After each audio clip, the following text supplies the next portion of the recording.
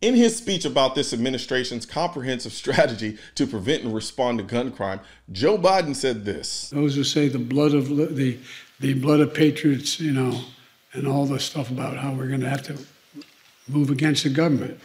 Well, the tree of liberty is not water with the blood of patriots. What's happened is that there never been, if you want to think you need to have weapons to take on the government, you need F-15s and maybe some nuclear weapons. The President of the United States just basically said that if the American people tried to fight back against the government because it was being tyrannical, we wouldn't stand a chance because the U.S. government can nuke the American people and or drop bombs on them with F-15s. Our president is literally bragging that his administration can be as tyrannical as it wants, whenever it wants to, and there's nothing we can do about it. This is insane. This isn't the response from a person who believes in the freedoms of this country. This is the response of a maniac who thinks he's a supreme leader. For crying out loud, the U.S. government can't get away with dropping a nuke on our most threatening foreign enemies. If China attacked us tomorrow, using a nuclear weapon wouldn't even be a consideration. But Biden and his administration actually are talking about dropping nukes on the American people for wanting to protect their rights. This is just dumb, and yet he says this nonsense like it helps his argument. Saying the American people's AR-15s would do nothing against the U.S. government because they'll just get nuked literally reinforces the reason the Founding Fathers wrote the Second Amendment in the first place. A government who is willing to drop a nuke on its own people is the walking, talking embodiment of a tyrannical government. Not to mention the U.S. government dropping a nuke in the U.S. is the moronic equivalent of throwing a grenade in my bedroom to get rid of the home intruder who just kicked in my bedroom door. It's dumb. If AR-15s are so useless against a tyrannical government, why are you worried about us having them? It can't be because you want to save lives. More people die from knives and hammers than they do AR-15s, and I don't see you trying to ban those.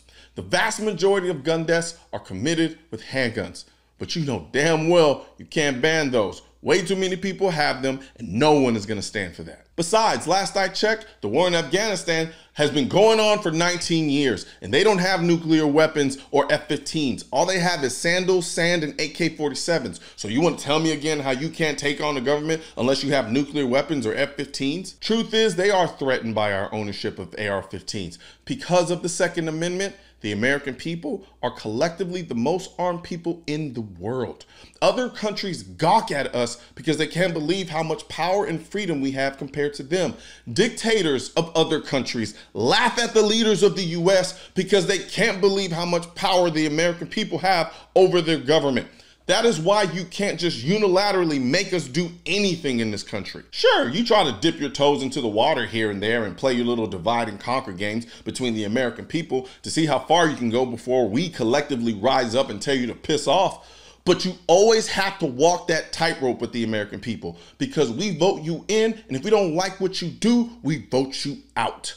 As a people, we may differ in our opinion of who should be in power, but I assure you, you can only push your tyrannical aspirations so far before you unify enough of the country to get you out of there. Don't let what happens in other countries gas you up. They don't have a Second Amendment like we do. So when their government overreaches, the people can only throw sticks and stones. But in America, we have the Second Amendment, so that it would mean any government with tyrannical aspirations would think twice about trying it, because if you push the American people to the point where we have to physically fight back against a government, we won't be throwing sticks and stones, we'll be throwing 223s and 762s. So stop trying to gaslight the American people by insinuating that pro-2A people want to overthrow the American government. The Second Amendment is not about using guns to arbitrarily overthrow the government. It is about empowering the American people to the point that it deters any government from trying to oppress us. And if said tyrannical government pushes forward in spite of said deterrent,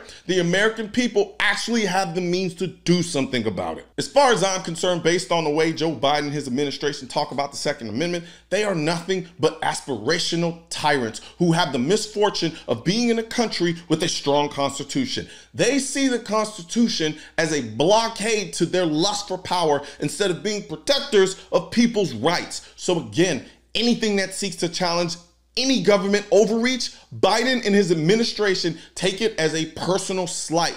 But they also know that because of the Second Amendment, they have to convince you to give up your power as people. Currently, the AR-15 is the most popular rifle in the country, so they know that if they don't try to slow the popularity of the AR-15 now, it will become untouchable, just like handguns are, because there will be too many people who own them that won't be willing to give them up. They know once people experience the self-reliance of owning an AR-15 for their defense, they won't depend on the government as much for their safety, which means they lose power because the only thing that they ever sell to the American people is bigger government and overdependence on the government. There was a time the leaders in the founding generation of this country bragged to the world that the citizens had the power to overthrow the government at any point because they cherished the consent of the people that they govern. Yet in 2021, Joe Biden and his administration is bragging to the world that he and his administration could crush the people they govern at any point. And personally, that should terrify you. You know how frightening it is to think about what happens in the moments before, during, and even days after having to use your gun in self-defense? When you first start carrying a gun for protection, it can be a very scary and nerve-wracking experience, especially if you haven't gotten the education and training you need to feel confident.